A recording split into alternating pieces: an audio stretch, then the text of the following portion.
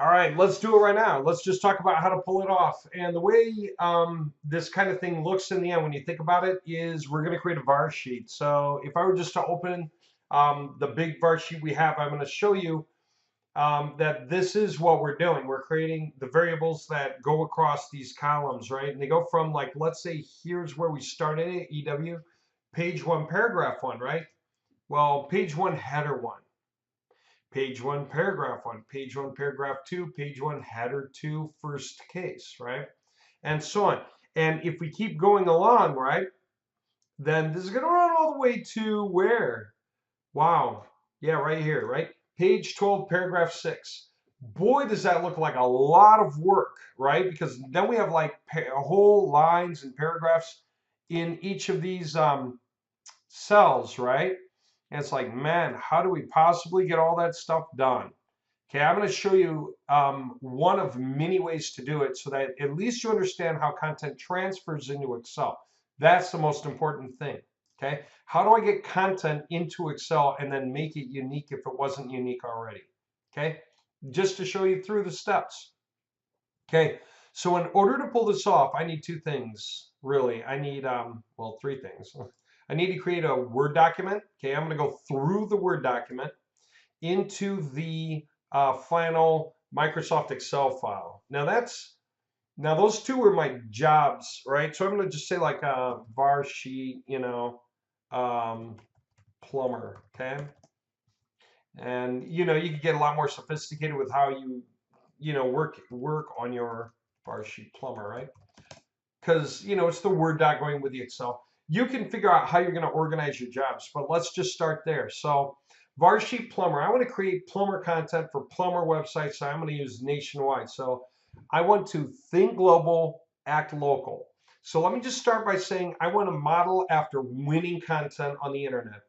And who knows what I'm going after? I'm just throwing plumber in here. So let's say I'm doing a search for like Denver plumber, because hey, it's local, right? That's what I want to do.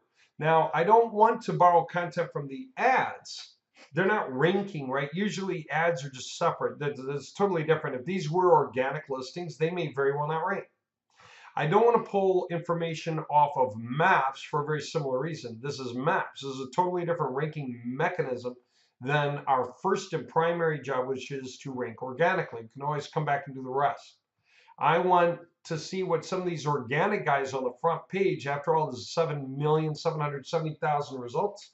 If I'm going to do any modeling, I'm going to start with winners. Okay. Yelp, that's Yelp. I don't want to use Yelp because they're ranking because they're Yelp. It's a different thing. These guys look like local mom and pops. So I'm going to open that link in a new tab for reference. I'm not going to bother with Home Advisor. They're Home Advisor. They're ranking because they're Home Advisor. Different. But these guys are local mom and pops. Hey, if the mom and pops are competitive with Yelp and Home Advisors, they're doing the right thing. Let me see. It's another mom and pops. Angie's List is, again, Angie's List, different. Roto-Rooter, we all know Roto-Rooter. I could use them. Then, again, there's like these guys, right? So I can open any of these guys and just see how they're doing. Roto-Rooter's a great big nationwide franchise. I might be interested in that, or I might be trying to go more local and then come back around to ideas like that if I need to.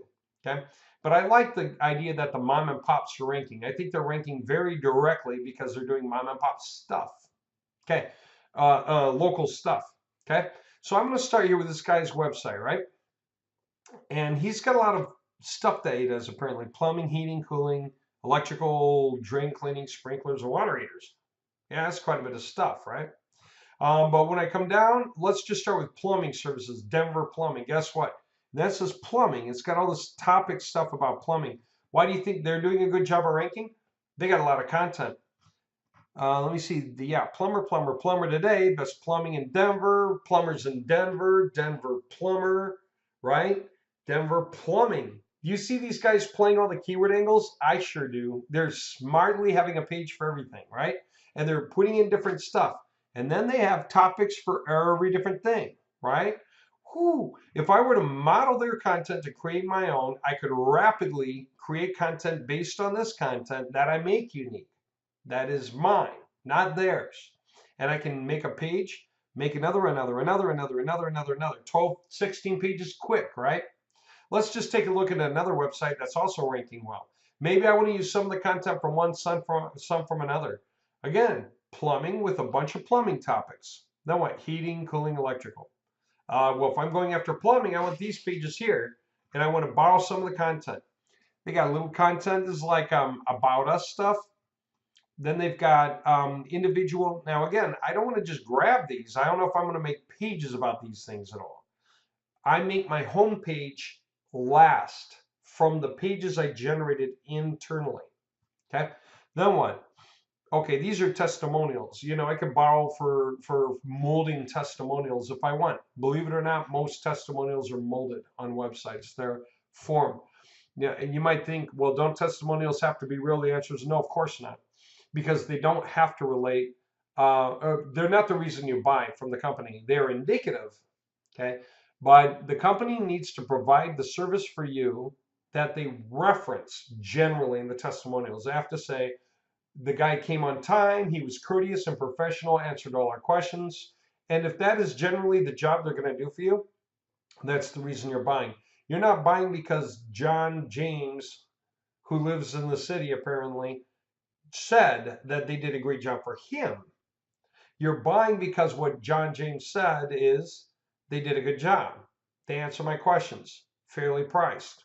All the standard stuff, that means that's why you're buying from these guys, because this is how they're representing themselves. Okay, so just so you know, that's a very common thing. Now, a reality check is real testimonials are great. You know, whenever you can work in a group and you can provide testimonials for each other, do it. It's a really good thing. I've taught strategies about that. All right, Denver Plumber. I'm just curious what they got. Plumber services, right?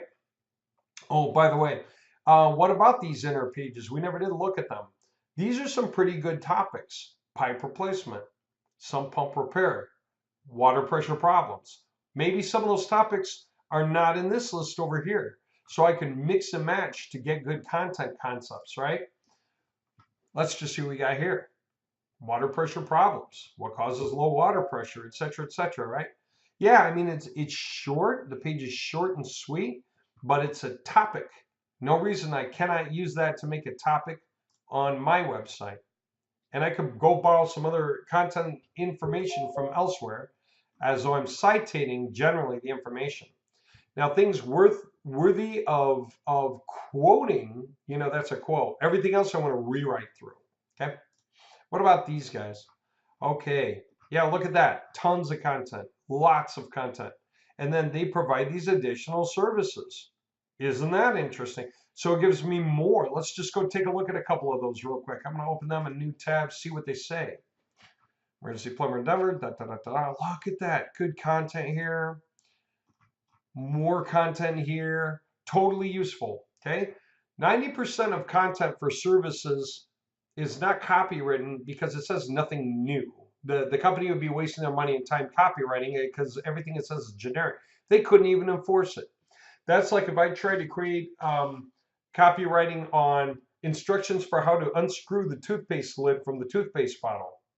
I can go and register that and it'll be legally registered, but it's not enforceable because even though I may have written that myself, it's generic. So when you're using information from companies and you rewrite it and make it yours and it's just standard stuff, that applies to most things, believe it or not. Affiliate programs, you can do it. Plumbers, electricians, locksmiths, everybody else, you can do it. Companies you would not do that with would be like lawyers, right? Don't try to pitch what the lawyer would say. The lawyer's really serious about wording, right? The lawyer needs to know what the lawyer would say. If you were to do work for a lawyer, it would have to be generic general pitch that you hand to the lawyer afterwards and say, what do you think? Or you put the stuff up generically and then leads coming in, you know, you'd have to, you literally should form the relationships with the lawyers if you're going to do something like that. But an auto towing company, what do? They come, tow your car to where it needs to go, or they recharge your battery, or they fix your flat tire, and they charge you a fair price, right? That's all very general information. Okay, having said all that, I keep going in circles. Now we're almost 10 minutes in. What do I want to do? I want to show you how content is moved into Excel, right? So we're going to go through Word into Excel. So I may as well make that the next recording, give you a chance to take a break, get some coffee, get prepared. And what we're going to do next is this content conversion mechanism that preps the pages for the websites. And you'll suddenly realize how all this fits together if you hadn't figured it out before. Okay, let's do that in the next step.